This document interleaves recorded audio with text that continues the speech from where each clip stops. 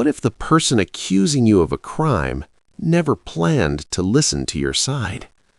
It happens fast, too fast. A quiet street, late afternoon, birds chirping. A little girl, no older than 8, walks calmly beside a woman, holding her hand like she's done 100 times before. Safe, familiar. Then, sirens. A patrol car cuts across the curb and stops abruptly. The door swings open, and Officer Daniel Reeves steps out, already tense, already locked in. His eyes move quickly, from the child to the woman and back again. And then he says it. Step away from the girl, now. No greeting, no question, just an accusation. The woman, Maya Johnson, 34, freezes. You can see it on her face. Confusion, shock, a split-second calculation of what's even happening. "I'm sorry, what?"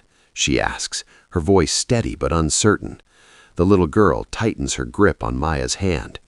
Reeves steps closer. His tone sharpens. "Where did you take her?" Think about that. Not, "Who is she?" Not, "Are you related?" But "Where did you take her?" The conclusion was already made. Maya tries to respond, calm, controlled. "This is my niece," she says. "I just picked her up from school." But Reeves doesn't soften. If anything, he leans in harder. His hand hovers near his radio. His posture says this is already escalating. Around them, something begins to shift. Curtains move. A door opens. A neighbor steps outside. Then another. Phones slowly rise into the air. And the little girl, Emily, looks up, her face changing. Not fear of Maya, fear of him. "Sir, you're scaring her," Maya says quietly. But that doesn't stop him. He demands ID, interrupts her mid-sentence, questions her tone, her hesitation. Even her calmness becomes suspicious in his eyes. Why? Why is he so certain? Why won't he ask the one question that could end all of this in seconds? Because something about this moment isn't just wrong, it feels decided. As the tension builds, Maya begins to realize something chilling. This isn't about finding the truth, it's about proving a story that's already been written. And the worst part? She's been cast as the villain without even knowing the script. The crowd grows thicker, the phones keep recording, the questions go unanswered, and in the middle of it all, one simple misunderstanding is about to spiral into something far bigger. Something that won't just stay on this street, because what happens next will change all of their lives forever. Section complete, waiting for your go to continue. Before we continue with this video, please like, subscribe, and turn on the notification bell for updates. What if everything you said only made things worse? Just 30 minutes earlier, Maya's day had been completely normal. She had arrived at the school gates right on time, just like she always did on Fridays. Emily spotted her instantly, big smile, backpack bouncing as she ran into her aunt's arms. Routine, safe, nothing unusual. They even stopped for snacks on the way home. So how did something so ordinary turn into this? Back on the street, the tension thickens. Maya reaches slowly into her bag, pulling out her ID. Her hands are steady, but you can feel the pressure building. "My name is Maya Johnson," she says, trying to ground the situation in facts. "You can call her mother, my sister. She'll confirm everything." Simple solution, right? But Reeves doesn't take it. Instead, he barely glances at the ID before firing off another question. "Why isn't your last name the same as hers?" A pause. It's subtle, but it's there. Maya blinks, caught off guard by the question, not because it's difficult, but because of what it implies. "Because I'm her aunt," she replies. "Her mom is my sister." Emily tugs on Maya's sleeve. "It's okay," she whispers, trying to comfort her. But Reeves doesn't acknowledge the child, not once. That's when the first real red flag hits. A man from across the street steps forward. Mr. Collins, mid-50s, longtime neighbor. "Officer, she lives right there," he says, pointing directly at Maya's house. "I see them together all the time." Reeves doesn't even look. "Sir, step back," he orders coldly. No follow-up, no verification, just dismissal. Now ask yourself, Why ignore the easiest way to confirm the truth? Maya feels it too, that shift. This isn't about checking facts anymore. It's about control. Her voice tightens slightly, frustration creeping in. "You're not listening to me," she says. "Please, just call my sister." But instead of de-escalating, Reeves does the opposite. He reaches for his radio. "Dispatch, I need backup for a possible child abduction." Those words hang in the air like a shock wave. Possible child abduction. The crowd reacts instantly. Murmurs ripple. Phones rise higher. The situation just crossed a line, and everyone knows it. Maya's composure cracks just a little. "Are you serious right now?" she asks, disbelief in her voice. "She just told you I'm her aunt." And still, Reeves doesn't turn to Emily, doesn't ask her name, doesn't ask a single confirming question. Why avoid the one voice that could end all of this in seconds? Because at this point, listening might destroy his narrative. And as the distant sound of sirens grows louder, Maya realizes something terrifying. This isn't slowing down. It's about to get much, much worse. Section complete, waiting for your go to continue. What if everything you said only made things worse? The sirens get louder. Then, 2 more patrol cars pull up. Everything shifts. What was already tense now feels overwhelming. 3 officers, 1 narrative, and Maya standing alone in the middle of it. The new officers barely ask questions. They look at Reeves and fall in line. That's it. That's all it takes.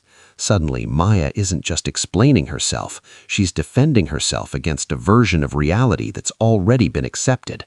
"Ma'am, we're going to need you to cooperate," one of them says, stepping closer. Cooperate with what? With a lie? The crowd senses it too. The energy changes. People start talking louder now, more openly. And then Lisa Grant steps forward. She's been recording from the beginning. Phone steady, voice calm but firm. "The girl already told you that's her aunt," Lisa says. "Why aren't you listening to her?" It's a simple question, but it hits hard. For a split second, Reeves hesitates. You can see it, the flicker of doubt, or maybe irritation. Then his expression hardens. "Ma'am, step back or you'll be interfering with an active investigation." Active investigation? Lisa doesn't move. Neither do the cameras around her. Now the pressure is building from every direction. Maya takes a breath. One last attempt. She pulls out her phone and dials. "Angela, pick up. Please pick up." The call connects. "Hey, what's going on?" Her sister's voice comes through, confused. Maya puts it on speaker. "There's an officer here saying I kidnapped Emily. Can you tell him?" "Yes, that's my daughter." Angela cuts in immediately. "Maya is her aunt. What is happening?" Relief flickers across Maya's face. This should end it, right? Wrong. Reeves barely reacts. "That could be anyone on the phone," he says flatly. And just like that, the truth is dismissed again. That's when it happens. Emily steps forward, tears streaming down her face. Her voice shakes, but it's loud enough for everyone to hear. "That's my aunt! You're scaring me!" Silence. Then whispers. Then anger. The crowd feels it, the moment everything should stop. But Reeves doesn't stop. Instead, he makes the decision that changes everything. "Turn around," he orders. "What?"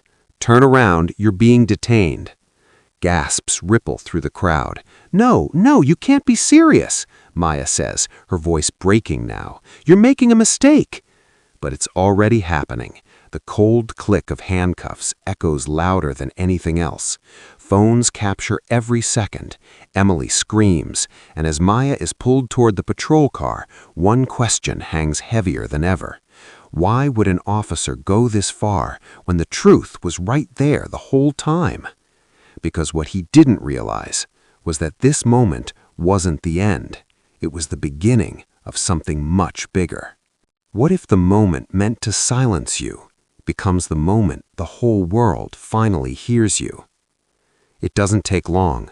Hours, that's all it takes for everything to explode. Lisa uploads the video that same evening. No edits, no commentary, just raw footage. At first, it circulates locally, a few shares, a few comments, then something clicks. The clip of Emily crying, "That's my aunt, you're scaring me," spreads like wildfire. Millions of views, thousands of comments, anger, disbelief, one question over and over again. How did this even happen? The footage is clear, painfully clear. Maya, calm, cooperative, explaining. Emily, confirming, pleading, terrified. Reeves, interrupting, dismissing, escalating. There's no confusion, no missing context, just a pattern playing out in real time. And behind the scenes, the pressure starts building fast. By the next morning, Internal Affairs opens an investigation into Officer Daniel Reeves. At first, it's standard procedure, routine. But then they review the body cam footage, and everything changes. Because the public video, that was only part of the story. The body cam reveals angles no one else saw, conversations that weren't heard, moments before the confrontation that raise even more questions. Investigators rewind, pause, replay. Something isn't right. Then they dig deeper. Past complaints begin to surface, buried reports, dismissed claims, patterns that were never fully examined, allegations of profiling, excessive force, situations that sound uncomfortably similar. Individually, they were ignored, but together, they form a picture no one can deny. Meanwhile, Maya is released later that night. No charges, no apology, just silence. She walks out of the station exhausted, shaken, trying to process how her life flipped upside down in a matter of minutes. Her family surrounds her, but the weight of what happened doesn't just disappear, because some damage doesn't leave that easily. And then the final piece surfaces. Buried in the body cam audio, something Reeves clearly didn't think anyone would focus on. Just seconds before he approached Maya, he muttered something under his breath. "She doesn't look right. Something's off." That's it. No evidence, no report, no call, just a feeling. And that feeling drove every decision that followed. Now the narrative shifts completely. This isn't a misunderstanding anymore. It's intent. As media outlets pick up the story and public outrage reaches a boiling point, one question becomes unavoidable. Will this finally lead to real accountability, or will it be buried like everything that came before it? What happens when the truth is no longer something you can ignore, but something you have to answer for? The courtroom is silent. Not the kind of silence that feels calm, but the kind that feels heavy, final. Every piece of this story, every moment we've seen, now sits in front of 12 jurors who have one job: decide whether this was a mistake or something far worse.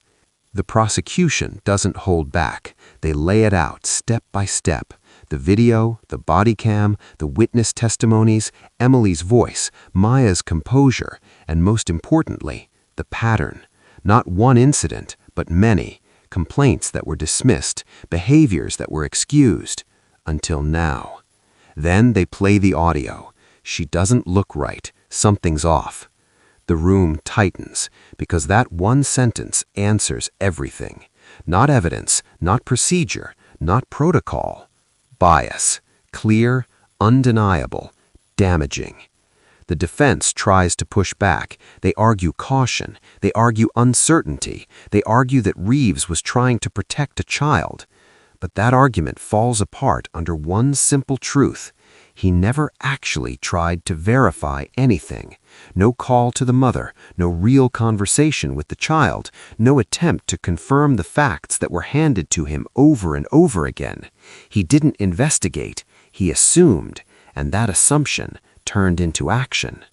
The verdict comes faster than anyone expected. 6 hours. Guilty. Unlawful detention, abuse of power, violation of civil rights. And then the sentence, 12 years in prison.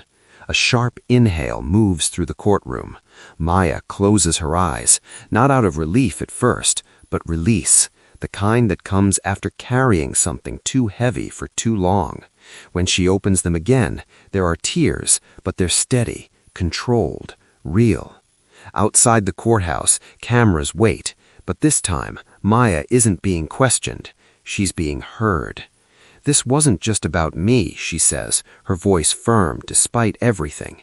"It was about being treated like you matter, like your voice matters." And people listen. In the weeks that follow, everything shifts. The department launches internal reforms. Officers are retrained. Oversight increases. Cases tied to Reeves are reopened. Lisa's video becomes evidence in training programs. Emily returns to school, but now with a story that people don't dismiss, one where she spoke, and the world eventually listened. And Maya? She doesn't go back to normal. She moves forward, advocating, speaking, turning one of the worst days of her life into something that creates change for others. As for Reeves, the badge is gone. The authority is gone. What remains is a consequence that matches the damage done. And in the end, this story leaves you with something simple, but powerful. The truth doesn't always win immediately, but when it does, it changes everything.